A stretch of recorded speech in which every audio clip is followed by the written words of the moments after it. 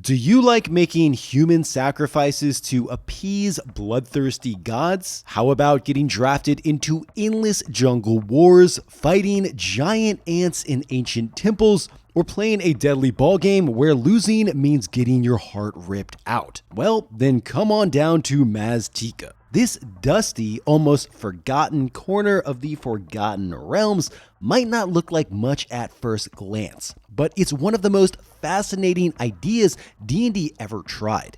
A full-on fusion of Mesoamerican, Mayan, and Aztec cultures with classic D&D fantasy, which we just don't see enough of in today's obsession with standard medieval Euro-flavored settings. But despite that incredible premise, Maztica's been basically left to pretty much rot, with D&D giving it at best a polite nod before pretending not to make eye contact. And that's probably because, well, it's been a bit of a lightning rod for criticism over the years. So today we're diving into it all. How it was created, what made it so unique, why it disappeared, and how it ended up becoming one of the most controversial settings D&D ever released. So grab your feathered cloaks and coca beans. This is Whatever Happened to Maztica. Hi everyone, my name is Otto and welcome to Exits Examined. In this channel, we'll be exploring series, franchises, and more after their prime time has seemingly come to an end. If that sounds good to you, there's a like and subscribe button below, and as always, I want to give an enormous shout out to my patrons who keep this channel alive. Thank you. Dungeons and Dragons Maztica is a 1991 campaign setting written by Douglas Niles and Tim Beach, and one of the more unusual subsettings of the Forgotten Realms. The premise here is simple enough though. What if you took the aesthetics and mythology of ancient Aztec, Mayan, and broader Mesoamerican cultures, mixed in a dose of conquistador-era exploration, and then tossed it all into a D&D blender, complete with desert dwarves, bloodthirsty gods, and drow cults? On paper, it sounds like a match made in heaven, right? And yet, for something this wild, almost nobody's ever even heard of it. Seriously, ask around your next D&D table and you'll be lucky if even one person knows this exists. And part of that might be because, well, it's a bit intense. These books don't shy away from dark material. Mass slavery, human sacrifice, ritual bloodletting, and some genuinely brutal imagery. We're talking enough heart-ripping to make Indiana Jones and the Temple of Doom look like Blue's Clues. Now, none of this is exactly out of place for D&D. This is the same game that gave us apocalyptic wastelands like Dark Sun, but Maztica is different, and people have criticized it for directly riffing on the real-world conquest of the Americas. So how fair is this criticism? Was Maztica really that bad, or was it just a misunderstood product of its time? Well, to figure that out, we first have to understand what Maztica actually is. And Maztica isn't just a country or an empire. It's a continent-sized region to the west of Faerun, packed with cultures, conflicts, and strange new corners of the world to explore. Think less one big Aztec kingdom and more a chaotic, fascinating patchwork of nations, tribes, and wilderness, each with its own distinct personality. It's largely inspired by the post-classic period of Mesoamerican history, roughly 900 to 1521, basically the era leading up to the Spanish conquest of the Aztec Empire. So yeah, this is a time of expansion, warfare, shifting alliances, and city-states trying to outdo each other in both power and pyramid height. The Mazticans as a people aren't really united under a single banner, but instead exist as a loose collection of rival kingdoms and cultures. Now, they're clearly modeled after the great Aztec and Mayan empires, which, to be fair, is kind of expected. But there are some more kind of D&D-y aspects of the world out there, if that makes sense. You've got things like halfling tribes wandering the plains, and mysterious lost cities and ruins buried in haunted jungles, like the City of the Gods. And other just fun and interesting additions, like the Dog People, a network of savage northern tribes known for stealth and shamanism. Then down south, you've got the Green Folk, jungle-dwelling tribesmen. And if you ever go into their jungles, it's most likely that you'll never be heard of again. And my personal favorite are the Desert Dwarves, a clan of dwarves cut off from the rest of Faerun centuries ago, surviving in isolation, with this fascinating history against their ancient enemies, the Drow, and some of the more ancient dwarves among them actually remembering the time they were still connected with Faerun via underground tunnels. And it kind of reminds me a lot of the land bridge that used to exist between Russia and Alaska in the prehistoric period. But if there's one thing that unites all these wildly different people and cultures, it's their gods. These fun-loving, bloodthirsty deities who see humanity less as devoted followers and more as walking snack bags. Taking captives for sacrifices isn't just a religious act here, it's basically a national pastime. The Mazticans are constantly trying to appease their pantheon through rituals, temple building, and the occasional battles, fought not necessarily to conquer lands, but in order to grab new prisoners to toss onto the altar. Because if you don't keep the gods happy, well, bad things start happening. Things like volcanoes erupting and crops failing. You know, classic divine overreaction. And the best way to keep them happy, well, of course, by ripping out a few hearts. Actually, the entire history of Maztica really does boil down to the gods and pretty much how petty they are, which, come to think of it, is basically the basis for probably 60% of all fantasy. So what we got here is that one day the gods got bored and thought the best way to cure this boredom was making some cute little human pets. Now, this took a few different tries. First, they made mud people, wooden people, and even a guy made of gold. Which, big Goldfinger vibes on that one. Eventually though, they did get it right. And from there, things quickly spiraled into cosmic sibling rivalry. Because, kind of ironically, the gods would get jealous if one of them got more attention from their human pets than the other. Now, on one side, you've got Kotal, the feathered serpent. Basically all about peace, learning, and good vibes. On the other, you got Zoltek, god of war and human sacrifice. Naturally, these two end up in a massive god war. Butterflies versus blood, if you will. Basically, Kotal, disgusted with humanity's growing taste for violence, pieces out with a promise to return someday.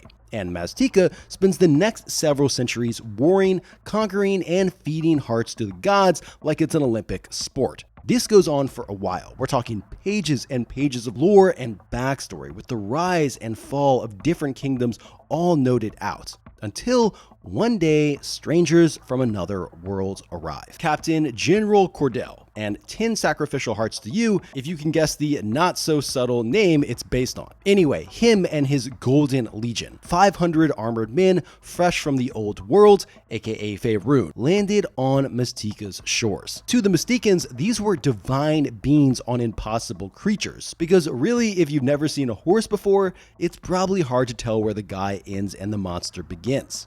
Now, at first, some Mazticans thought they might be emissaries of their returning god. Turns out that they were mostly emissaries of greed. They came for gold, gold, and more gold. So instead of guns, germs, and steel, what we really got here is Cordell's steel, horses, and hot elf girlfriend raining down destruction, which was terrifying to the Mazticans because this old world type magic was totally new for them at the time. Now, the story actually doesn't stop there. There's a whole overarching narrative. I wouldn't exactly call it a meta plot since you don't really play through it directly, but there is definitely a bigger story unfolding in the background. I won't get into spoilers here, but it's interesting because even though the whole colonization angle is what most people remember and criticize about these books, it's actually barely the focus of the game books and only really gets mentioned in passing. What is front and center though is the culture and day-to-day life of the Mazticans themselves, and there's genuinely a lot of cool detail packed in here. You got a surprisingly huge amount of detail on stuff like feather working and how coca beans are currency here. The kind of thing that you can tell the writers probably nerded out over. Probably the foremost of all of these being the Mesoamerican ball game, which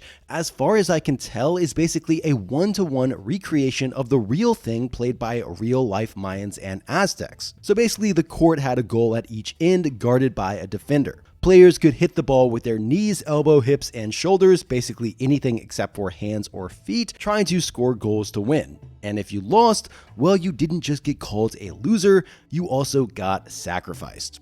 Whoops. Apparently, it actually went by several names depending on whether you asked the Aztecs, the Mayan, or the Spanish, all of which I would absolutely butcher if I tried to pronounce, so I'm sticking with the Mesoamerican ballgame like a coward. Now, it's great that they included all of this, but honestly, it feels like a bit of a missed opportunity because there aren't any real fantasy elements woven into their version of it, which is a shame because the sky was the limit here. And that ends up being kind of a reoccurring theme throughout the setting. A lot of cool ideas that stay a little too grounded. So, for example, there aren't really any unique races. Sure, there are the dwarves we mentioned earlier, but they're essentially the exact same dwarves as you would find on the Sword Coast. There's also some mentions of tribes of halflings and a scattered few mentions of elves, but still it really does feel like an afterthought, and it's a shame because you could have thrown anything in here. Maybe like half serpent, half humans, or warrior shapeshifters bound to jungle spirits. I mean,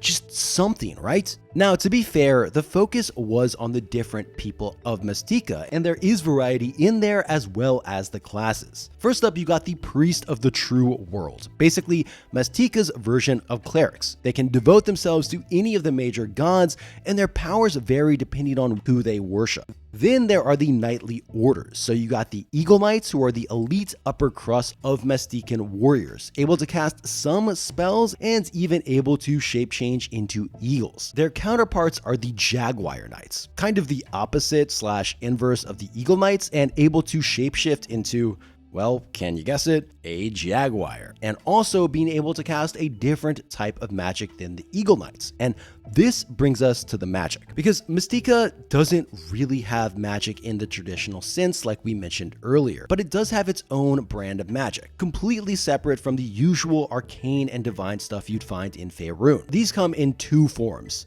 Pluma magic, created by the god Kotal, and Hishna, created by the god Zoltik. Neither type really fits into the usual D&D categories. They're not quite cleric magic, not quite wizard magic, and kind of fit somewhere in between. Unfortunately, while the concept is really cool, the spells are kind of underwhelming and tend to just be worse than your standard spells. We're talking about things like Eagle form or Jaguar form, which are neat in theory, but not exactly groundbreaking. Then there are some truly underwhelming ones like Feather Weaving, which lets you sit in peaceful surroundings and weave feathers. So yeah, arts and craft is a spell here, I guess. Also, Fisher's Luck, allowing the caster to attract fish. So yeah, not exactly Dragon's Dogma level of magic here. Now, to be fair, this is made up for a bit by some truly incredible proficiencies. We're talking canoe making, floating agriculture, and of course the ball game, which is what I would 100% dump all of my points into. But then, kind of for every step forward it takes, Maztica seems to take a few steps back, especially when it comes to monsters, because honestly, again, there are barely any unique creatures in here, and most of what you're going to find is basically endless variations of jaguars. Big jaguars, humanoid jaguars, jaguars with snakes attached. This setting is like the Oprah of jaguars. Now, there is a lore reason for this. Without spoiling too much, one of the major ideas in Maztica is that there are no orcs, ogres, or kind of old world monsters in here. Now, this becomes important later in the larger invasion storyline, but still feels like a huge missed opportunity. This world could have been packed with anything: strange jungle spirits, obsidian golems, godlike beasts straight out of myth. Instead, we mostly got cats. And the same problem shows up again with equipment. The level of technology in Maztica is much lower than the rest of the Forgotten Realms. No plate armor, no steel longswords, no fancy crossbows. You're mostly working with stone spears, wooden clubs, axes, and nets. In fairness, that does fit the setting. Point here is to experience a completely different cultural and technological world, but still, it's just hard to be exactly thrilled about, you know, a rock attached to a stick, but maybe my standards are too high. And this brings me to the criticism. A lot of the criticism toward the setting over the years has boiled down to this: its missed potential. Like Karator before it, Maztica tried a little too hard to be historically accurate and not nearly hard enough to be magically interesting. I love history as much as anyone, but this is a fantasy setting that feels like it's being tied down by its attachment to historical accuracy rather than using them as a springboard to create interesting sandboxes that are, fun and interesting to play in. There are so many places where it could have soared. New monsters, new magic systems, wild interpretation of Mesoamerican myths cranked up to 11, but instead we mostly got historical details with a D&D filter slapped on top. And then there have been the recent criticisms of the setting over the years, with Wizards of the Coast adding a sensitivity disclaimer to Maztica products, saying, quote, "We, Wizards, recognize that some of the legacy content available on this website does not reflect the values of the Dungeons & Dragons franchise today. Some older content may reflect ethnic, racial, and gender prejudice that were commonplace in American society at the time. These depictions were wrong then and are wrong today." End quote. Now, this is probably due to some of the heavier backlash against settings like Al-Qadim and Karator, and some people have called Maztica a celebration of colonialism, in particular, the trilogy of novels, with some people saying their portrayal of the Maztican people reads as both insensitive and strangely powerless. But to be fair, the outcry over this has been much lower to its contemporaries like Karator and Al-Qadim. But still, it is something you'll see crop up on online discussions from time to time. Every once in a while, a new tabletop RPG comes along that actually feels special. Something that isn't just another spin on the same old D20 system. And Legend in the Mist is that game. It's beyond gorgeous. Every page looks like it was painted straight out of a fairy tale and really captures that old fireside story feeling as you gather companions, explore hidden villages, and wander fog-soaked valleys. It's made by Son of Oak, and it runs on their Mist engine, a system that replaces stats with tags. That means anything about your character can matter: your skills, your gear, even your personality. Your character grows and evolves through story choices. Now, unlike a lot of number-heavy games, Legend in the Mist is super easy to pick up. Every action uses what they call one roll to rule them all, a simple 2d6 roll modified by your tags. And if you're one of those people that do like the crunch, they've also released accessories packed with hundreds of optional effects. And as a bonus, they've even got these adorable acorn-shaped dice. It's honestly one of the most beautiful, flexible, and accessible TTRPGs I've come across in a long time. And right now is the best time to grab it. The Legend in the Mist core book is on early bird pricing through November, and every copy includes an instant PDF download so you can start playing right away. So if you love story-rich TTRPGs, stunning art, and a game that rewards creativity, check out Legend in the Mist. I'm genuinely happy to support these guys and love backing them. There's a link in the description, so go get lost in the fog. So this all begs the question, how did something this seemingly out of left field even happen? Well, to get there, we've got to understand the history of D&D as a whole. Now, I've already covered this on almost all my D&D videos already, so I'll try not to repeat myself too much here, but basically, by this point in D&D's history, it was still under its original company TSR, and in this era, the company was basically a hot mess, expanding and growing at an unhinged rate while losing money just as fast. And in an attempt to make up for this lost money, TSR was pretty much throwing at the wall to see what would stick and cranking out products, books, and new settings at what most people would probably think is an insane rate. And part of this push was new expansions for the Forgotten Realms, like Karator, the Eastern Realms, based on East Asia, which had its own turbulent history I covered in another video. This was followed by the Horde Barbarian campaign setting, loosely based on Mongolia in 1990. Now, both of these pushed the edges of Faerun eastward. So, what's the next direction you go? Well, obviously west. And that's where Maztica comes in. The project itself was spearheaded by Douglas Niles and Tim Beach. Niles had been pushing for a Mesoamerican-inspired expansion for a while, and it was right in line with his earlier work on the Celtic-flavored Moonshae Islands, which was one of the first big additions to the realms. It took him about 2 years to convince TSR to go for it, but when they finally did, he went all in. In fact, before the campaign even hit shelves, Niles wrote a full trilogy of novels. Then, just a few months after the final book, the Maztica campaign set arrived in 1991. And I think, and someone please correct me if I'm wrong, but this was the first time that the novels came out before the release of the actual campaign set, which, I don't know, I found very interesting. Niles himself said he'd always been fascinated by conquistadors, calling them the, quote, closest thing to a real-life D&D story. End quote. And to do it justice, he spent serious time researching Mesoamerican history, visiting the pyramids of the sun and moon, and making multiple trips to Mexico's National Museum of Archaeology. So there was a lot of genuine passion and research behind this, and in the foreword, Niles included a ton of books he used as direct resources. That being said, not everyone was thrilled about the idea. Ed Greenwood himself, creator of the Forgotten Realms, wanted absolutely nothing to do with it, and he wasn't exactly a fan of seeing it attached to his world. Actually, he'd been pretty vocal that he didn't like any of the historical fantasy subsettings like Karator, arguing that they pulled focus away from the fantastical elements of Realms, which honestly, in hindsight, considering pushback against some of these settings in recent years, he kinda had a point. But at launch, it was full steam ahead.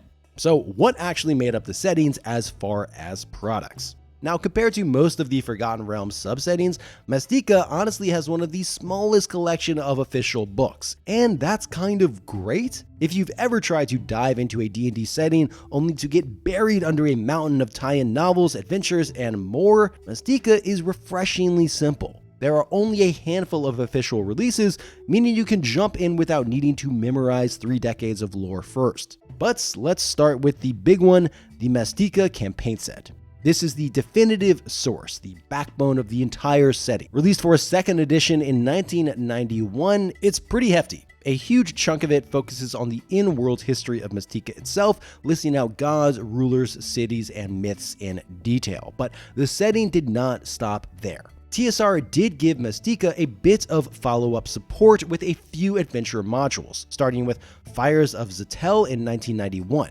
And this one acts as a direct continuation of the novel trilogy and even tied into the aftermath of the Night of Wailing, one of the major events of the books. Next came Endless Armies, which revolved around fighting against a giant army of ants, which is such a fun idea, and they were finally getting a bit more zany. Finally, in 1992, we got Cities of Gold, and this one is a bit different because TSR marketed it as a combination adventure and accessory, and it kind of blurs the line between the two. And its naming convention was actually different compared to the previous 2 entries. It takes the party far beyond Maztica proper, into desert lands, forgotten cities, and other cultures like elves and the dog people. Unfortunately, this was pretty much the end of the line for Maztica, and it seems like by this time, TSR had been losing steam for its historical subsettings, and pretty much as a company as a whole. Aside from a few brief mentions, the setting faded fast, and by the 2000s, it had almost disappeared from canon entirely, which was a shame because according to designers, there were even plans for a Maztica Monstrous Compendium at one point, which would have been really fun to see. Now, Maztica technically survived into 3rd edition, but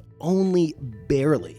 It didn't get any attention or dedicated source book and was basically reduced to a footnote. And then came 4th edition where things got a little more dramatic, when Wizards of the Coast did their big lore reset for 4E, the whole spell plague and reshaping the world era. They actually wrote Maztica out of existence, which is a pretty inglorious way to go out. Not with a bang, but a whimper. Now, to be fair, that is only one half of the story, because there were some adaptations. Most notably, the Maztica trilogy, written by Douglas Niles and being made up of Ironhelm in 1990, Viperhand in 1990 as well, and Feathered Dragon in 1991. Now, story-wise, we've touched on this a bit already, with them kind of being a D&D remix of the Age of Exploration. You've got an expedition sailing west across the sea in search of a trade route to Karator, only to discover the new lands of Maztica, which is a really fun premise. From there, things get very messy. There's conquest, rebellion, and divine intervention, all tangled up in a clash of cultures. It's actually got a surprising amount of grit for early 90s TSR fiction. Major characters die, the violence can be brutal, and Cordell even gets some surprisingly decent character development after spending most of the story acting like a complete idiot. And there's a genuinely fun plot twist involving a drow I just have to spoil, so if you don't want to know, skip ahead about 10 seconds. Okay, ready? So, one of the major characters is this albino elf wizard who's been helping Cordell's forces, and happening simultaneously is a whole subplot about a scheming drow cult in the background. Then, right at the end of the second book, we find out that the albino elf is actually a drow. We all just assume she was an elf because she's albino. Fun, right? I don't know, maybe I'm easily fooled. Anyway, going back to it, all in all, it's one of the better examples of a D&D setting being introduced through fiction, especially since Niles himself created Maztica, so the novels really stick to his original vision. It's just funny in hindsight because the entire high-level plot of the trilogy is basically summarized in the first 50 pages of the original campaign book. So if you read that first, well, consider yourself spoiled. But if you just want a taste of the setting's aesthetic, these are absolutely worth checking out. But here's where things get a little sad. Maztica never got a video game, which is a real shame because it came out during a golden age of D&D PC games, with Dark Sun, Al-Qadim, and Dragonlance having tons of titles, but Maztica not a single one. And that's tragic because this setting would have been a perfect fit for it. You could have jungle expeditions, temple puzzles, and even moral choices tied to which god you serve. It practically writes itself. But outside the novels though, I'm sad to report no comics, no spin-off books, pretty much nothing, which is a bit of a bummer because again, there is so much potential in here. Until then, the Maztica trilogy remains your best and only real window into that world. So all of that being said, where is Maztica today? Well, it's complicated, but also mostly quiet. In Dungeons & Dragons 5th edition, Maztica technically exists again. It got some brief shout out, but beyond that, it's pretty much crickets. The only time Maztica even tends to come up online these days is in discussing about whether settings like it were problematic in how they represented real-world cultures, and it's a little sad. I mean, even if a subsetting of Forgotten Realms like this was to be brought back, like Al-Qadim or Karator, this one is probably the least likely. But that is not to say Maztica is completely dead.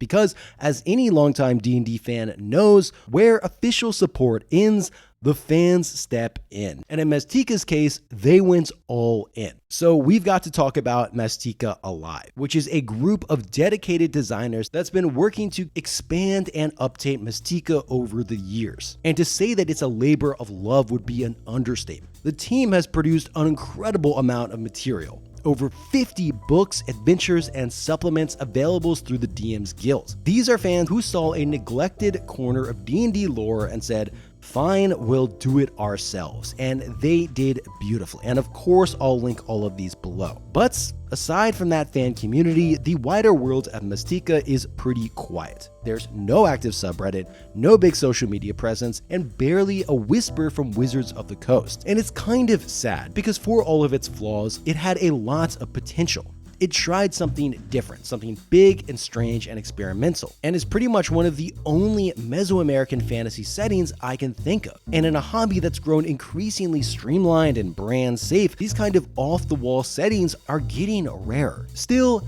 tastes change, times change, and who knows? Maybe someday Maztica will rise again from the jungles of history. But until then, if you absolutely must be sacrificed, at least make sure it's to Zoltek, and for the love of all the gods, don't lose the ballgame. Thank you so much for watching. I really appreciate all the help and support. I want to give an enormous shout out to my patrons who keep this channel alive. If I absolutely had to do a human sacrifice, I would do a human sacrifice for you guys. As always, if you ever have any suggestions about what you want me to cover next, please drop a comment and I'll check it out. It's been really interesting to hear what you have to say. Anyway, thanks again. I hope you have a great day, and I'll see you next time. Bye.